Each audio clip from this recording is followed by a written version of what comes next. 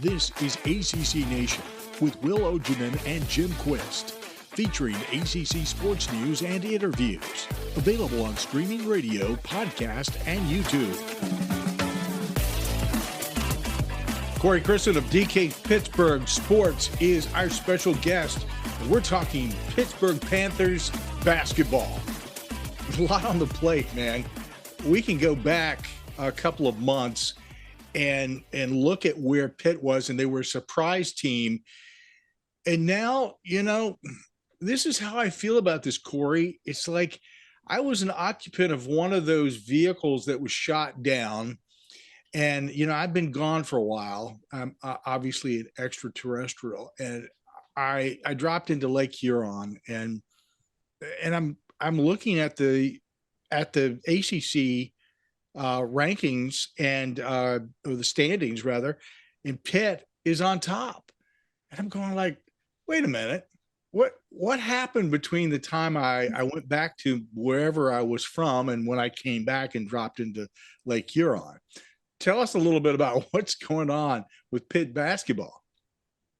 Projected to finish 14th, voted to finish 14th in the ACC. And as of Valentine's Day, your Pittsburgh Panthers, not my Pittsburgh Panthers, I didn't go to school there, but the Pittsburgh Panthers are first place in the ACC. It's a weird sentence to even think about because of where this program was, not just entering this season, but even from where it started and trickling a little bit into the month of December. This is a team that, Jeff Capel in 4 seasons, he was under 500 every year. He had to completely rebuild the roster through the transfer portal and through freshmen. And, he had to go get 4 brand new starters out from the portal. And you combine those two things and you think, well, you don't think Pitt's going to be able to put it together. And yet here we are. So it's been a heck of a ride. It's been so much fun following this team and getting to know some of the faces. And it's more than just about the program's success and Jeff Capel's leading this turnaround, but all of these players have something to contribute, which is the coolest part about it. And after they started 1-3, they took an absolutely awful loss to Michigan out in Brooklyn at the Legends Classic in November. They took an awful loss to West Virginia at home. And you're thinking, oh man, it's going to be another one of those years, isn't it?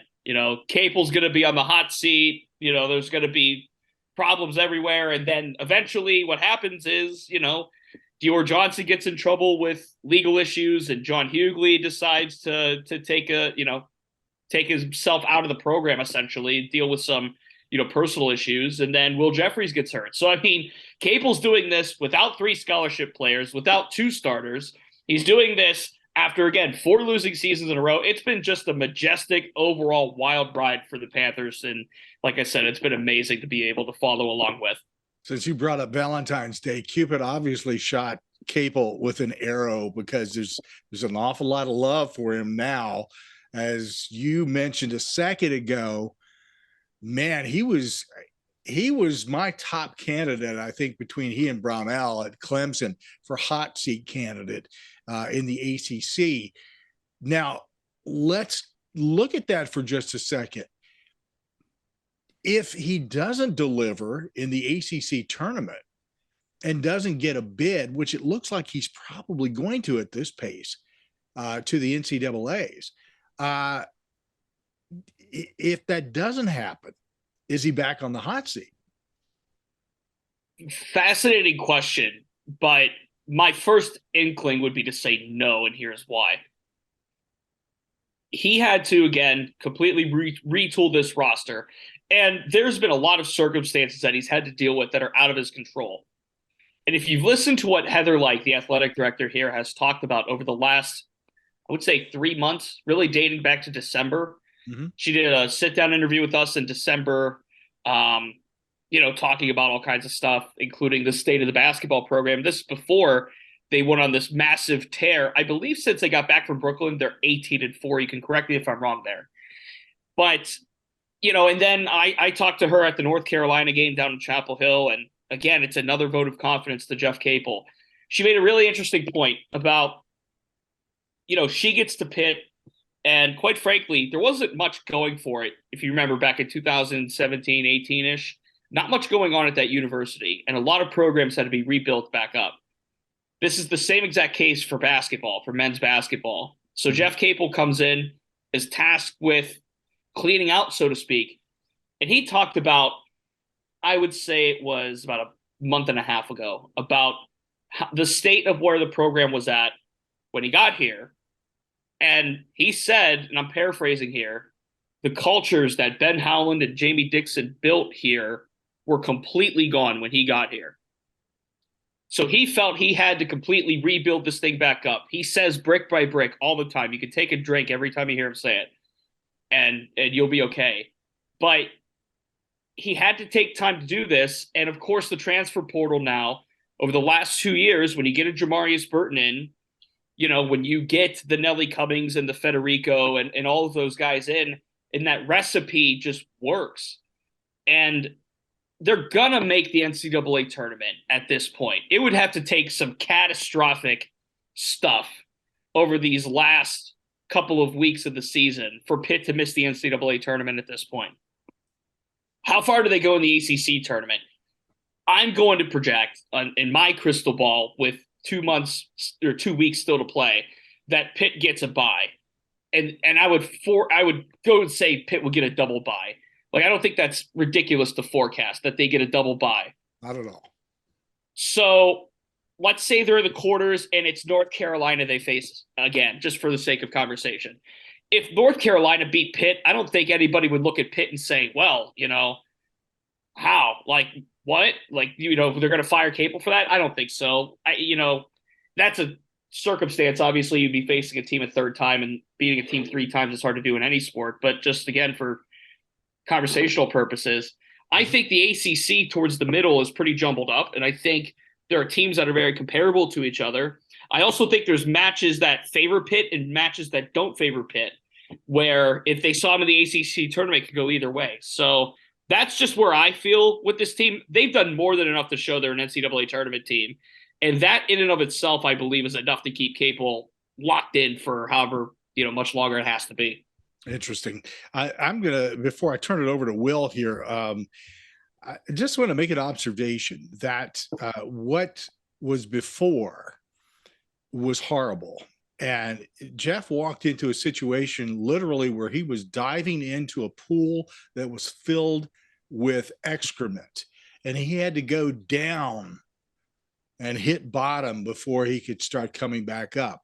Looks to me like the team is coming back up. The program is coming back up, but it takes a lot of time and energy and effort to make that happen.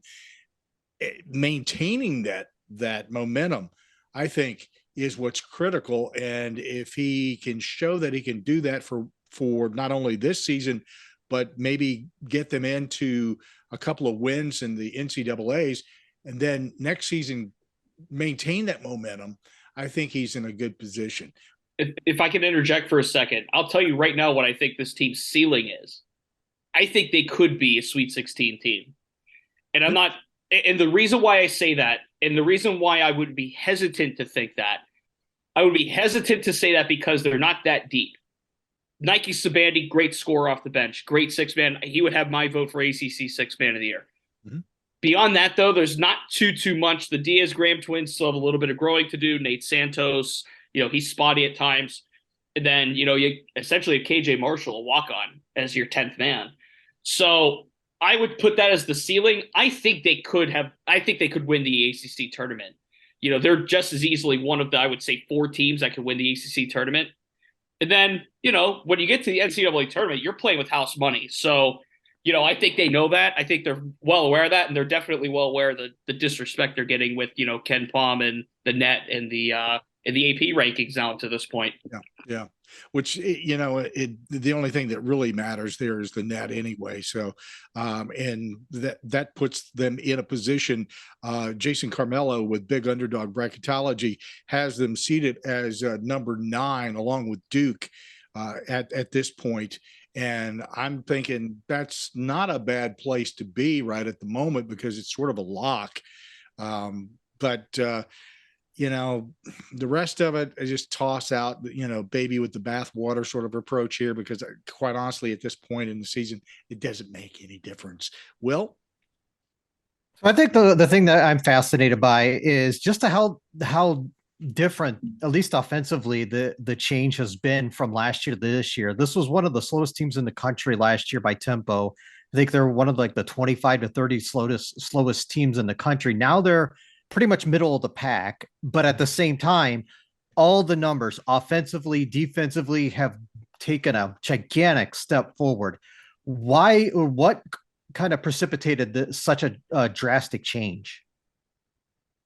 Well, the first thing that I think you can point to is the development and growth of Jamarius Burton. To me, he is a first team All ACC player. And the way that he's able to facilitate inside, to facilitate outside, that is the core piece that from my perspective, Capel looked at and said, we're going to build around that guy. Because obviously he was here last year and showed some signs. He was hurt. He talked to me, a couple of weeks ago about his knee surgery from last year and dealing with that, and wasn't really able to get comfortable within his own game.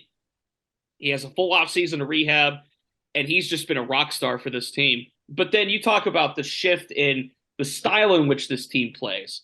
When you think of Pitt basketball, when you think of Pitt anything, you think of bruisers, you think of pound you underneath, you think of, they're going to fight you in your face, all that kind of stuff. This is a much more finesse team than we have seen in any recent memory, and I think this team, the way that it thrives off its guard play, Nelly Cummings, let's not forget, he just had 8 assists against Boston College in that blowout on Tuesday. Nelly Cummings was one of the best scorers in the Patriot League last year. And he led Colgate in scoring in their NCAA tournament game. They lost by only 8, I think it was, to Wisconsin, which I think that was the 3-14 game. You correct me if I'm wrong there. But anyway, so you go get a Nelly Cummings as your point guard, as your facilitator, as someone who can score if you need him to. Then you get Greg Elliott, who 3-point specialist. That's what he does. That's what he's known for. He's their sniper. Then you have a Blake Hinson, who I love this quote from Jeff Capel earlier in the year. He's a football player playing basketball.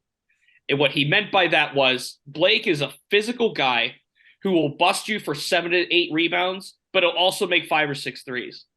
And he's just that all-around skill guy. And then the hidden gem, Federico, rim protector, could get, I think it was Seth Greenberg on ESPN who called him a rim running dunker, which is exactly what you need your center to be in this kind of offense. You don't need DeJuan Blair 2.0 in this offense. You don't need Steven Adams 2.0 in this offense. You need a complementary center that can push bodies around, that can rebound smartly, and that can run the floor athletically. And that's exactly what Federico is. And I reiterate this again. Pitt's doing all of this with no John Hughley, who led them in scoring and rebounding last year, without Dior Johnson, the top-rated recruit Capel ever pulled into the school in his tenure, and then without Will Jeffries, who's an integral, rotational, probably the 7th man. He would have been the 7th man on this year's team. It's really incredible just how Capel found a bunch of pieces. There's one Nelly Cummings, there's one Greg Elliott. There's no 2 same pieces that are on this puzzle right now. You talked about this team coming out of Brooklyn, and I did look while you were talking. And yes, they're 18-4 since coming out of Brooklyn. But at what point did you look at this team and say, "Yep, they're legit"?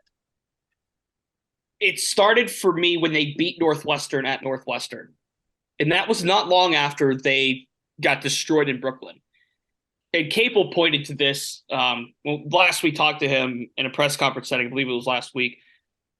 We asked him, when did you kind of think about it? And he pointed to that Northwestern game because that team was on a lot of lows. They weren't sure if John was going to be back yet. He was still kind of in that limbo before they announced formally. I think it was before Georgia Tech that he was going to be out for the season. So they were in limbo with John, again, one of their best players. They were still kind of developing this chemistry and meshing and all this stuff. They didn't get together, all 5 of these starters, until August. It was an incredibly late start for this team. And then, of course, all the stuff with Dior Johnson happens in September. And then, of course, all of this other stuff. So I think of two games. Number one, three. The Northwestern game, the win at NC State, and kind of combining those two forces. They lose at Vanderbilt, but then it kind of solidified for me when they beat Miami with that 11-point run, 11-0 run in the final 2.5 minutes here in Pittsburgh. When they did that against Miami, I removed any doubt. And you could point to the Virginia win. You could point to one of the two North Carolina wins. You know, the Virginia win for me said, okay, it's not a mirage. What Northwestern was not a mirage, and NC State was not a mirage. That confirmed it for me. But the one where I think it solidified Pitt as they're going to be here to stay this year, they're going to be near the top of the ACC, they're going to contend for this conference, was the win against Miami. Jim? That's a significant win for sure, Corey. I totally agree with you there. It's interesting right at this moment. I'm looking at the standings. It's Pitt on top, Virginia, Miami, Clemson, NC State. Clemson falling off kind of the charts here. It's just like sliding out. But Pitt had that same thing going on earlier in the season. Maybe Clemson can turn theirs around as well as the season comes closer and closer to an end. We'll see. One of the things that really impresses me when I start going down through stats, I start looking at Blake Hinson, Jamarius Burton, and where they are in scoring. They're 11th and 12th ranked in the ACC. Both of them cranking out about almost 16 points a game. Now, when you first look at that, you start thinking to yourself, well, there's not enough depth here for this team. But then you go into the overall stats with scoring. Pitt is 5th, and they're 3rd in scoring defense. That speaks volumes to me.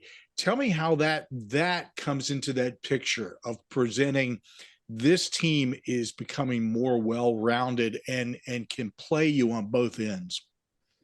Well, this goes back to the conversation about, about team makeup and composition, and how this isn't the built by brute force Panthers. Gosh, I'm thinking hockey. That's okay. Or I'm thinking Youngstown State, my first alma mater, who's going to win the Horizon League this year. Panthers that, you're not used to seeing. You're used to seeing brute force and strength. You're not used to seeing finesse and guard play and third passes and fourth passes. You're not seeing all of that. Nobody backs down on this team. I saw Federico go back to basket against Boston College, and I had to look to my left and one of the fellow writers. I'm like, are you seeing this? Like, this is not happening. This is rare. Pitt's distribution of scoring, Hinton and Burton, 15.9, 15.8 a game, but they have 4 starters that are averaging double figures this year. And by the way, Jamarius Burton, 50% from the field. Greg Elliott, 45.5% from the field. Blake Hinson, 44% from the field. Free throws, Cummings 91, Elliott 87, Burton 85%. Elliott shoots 42.6% from three. So they're shooting it at a high level.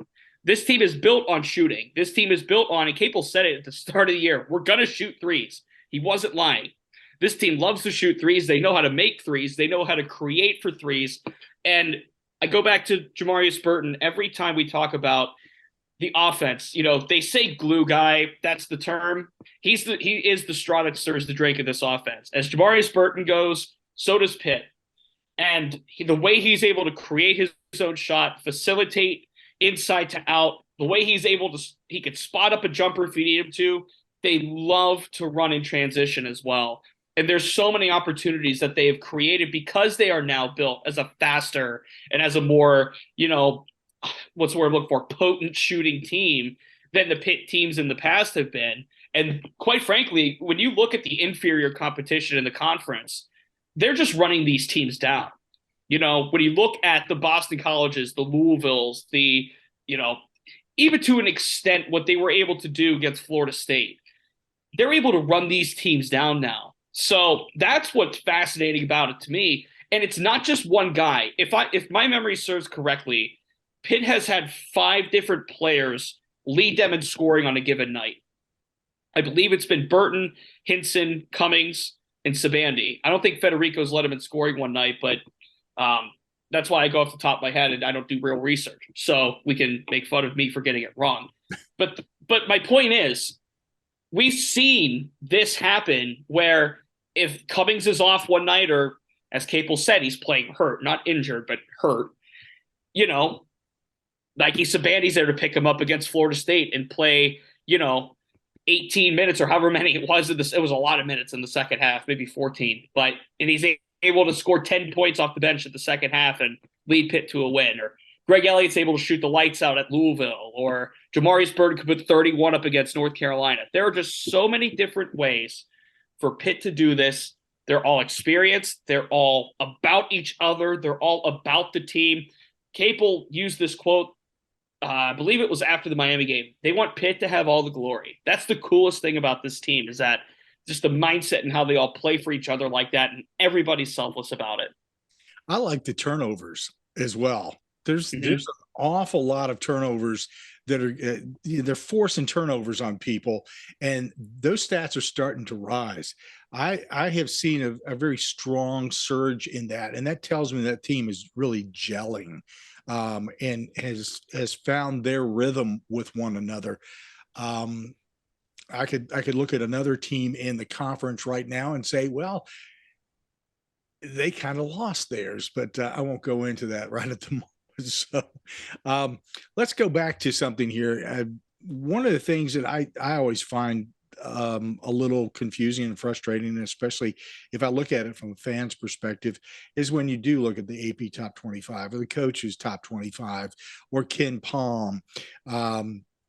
Ken Palm has been catching some grief lately because of the nature of the way stats are set up there. The algorithm of that one is in particular.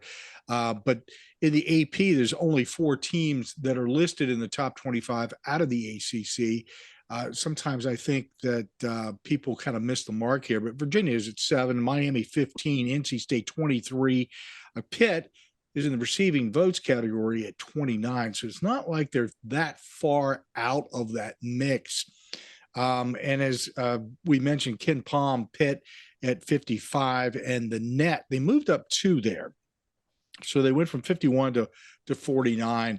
And I mentioned this earlier, and I'm going to say it again because Jason Camarella does a great job with Big Underdog Bracketology. His latest has Pitt seated at number 9 in the same seating as Duke.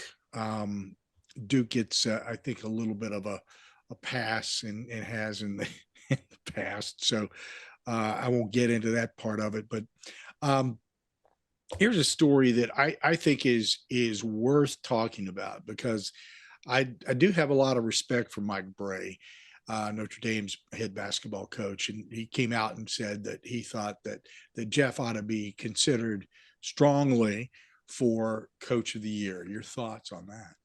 In fact, Bray said Capel's got his vote. In my opinion, he's the clubhouse leader right now.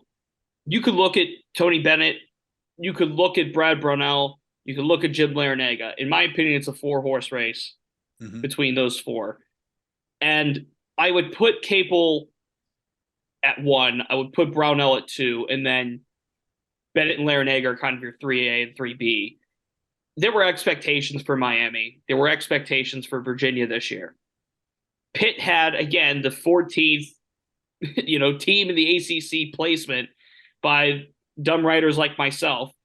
And Clemson, although I think they were projected 10th, although they weren't exactly supposed to be great either. You mentioned this tail off that they're having right now in this back half of the year. The difference between Pitt and Clemson, and I know Clemson had the win over Pitt, whatever, is while Clemson might be showing signs of a tail off, Pitt hasn't slowed down since. Really, I mean, what could you point to as a point where maybe the Duke game, they just haven't slowed down. In fact, they've gotten better and they've gotten stronger, and they were ahead for a good part of that Duke game before. I mean, the Blue Devils had a massive second half down at Cameron. So right now, as we sit on February 15th, Capel, I think, is the lead dog for it. And I'm not saying it's not close, but I think it's pretty favorable in his view right now to be coach of the year in the ACC. Well, fair enough. Fair enough. I don't think there's really another legitimate contender right now, especially with the way Clemson has trailed off. But only 5 games left in the regular season. Pitt closes the stretch at Virginia Tech on Saturday, which we know is going to be a tough game. They're always so good at home.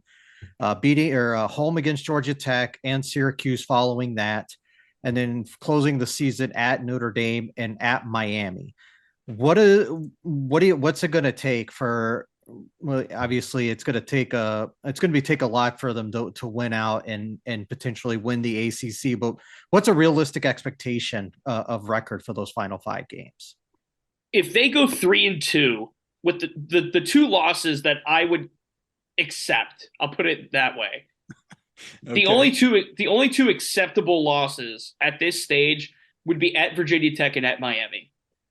I don't think there's any reason for the Georgia Tech game to be competitive. The Syracuse game will be fun solely for the fact that Jim Boeheim had to open his mouth not long ago and include Pitt in that. And the Oakland Zoo is going to eat that alive on, what is that? Next Saturday. So a week from Saturday. Mark your calendars. Mm-hmm. At Notre Dame is Mike Bray's final home game. So, Troy Murphy or Matt Farrell or whoever you want to pick is going to be in the building to celebrate Mike Bray. So that's going to be an emotional day at South Bend, no doubt.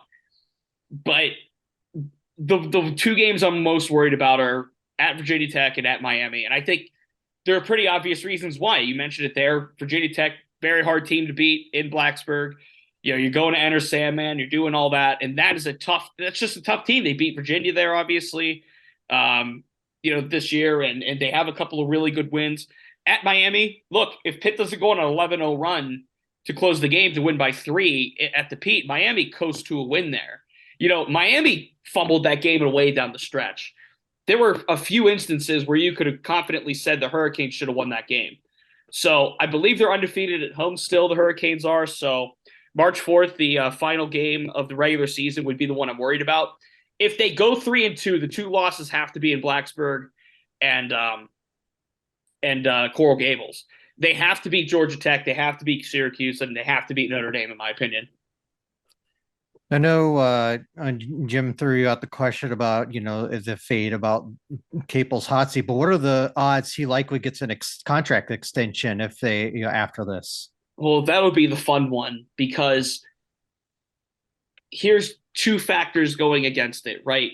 On one side, he has shown he's able to put it together in some capacity. This is the proof that he's able to do this. On the other hand, did he get lucky? How much of a crapshoot was this whole transfer portal thing? He obviously had it calculated out. He had players scouted. He figured this is a fit, this is a fit, this is a fit. They're going to come together. This was planned. This wasn't, all luck. And I don't want to suggest that.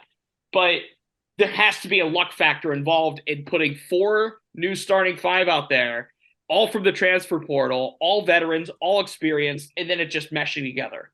So does he have the recipe figured out? And by the way, Jamarius Burton, Nelly Cummings, Greg Elliott, Nike Sabandi are all done after this season.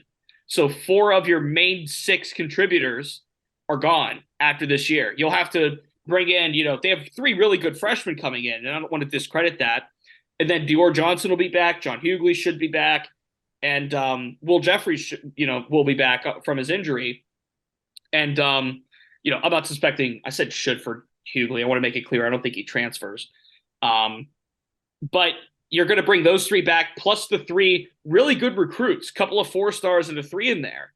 So it's not like he's not going to have players next year. He'll have a team next year that's going to be pretty good on paper.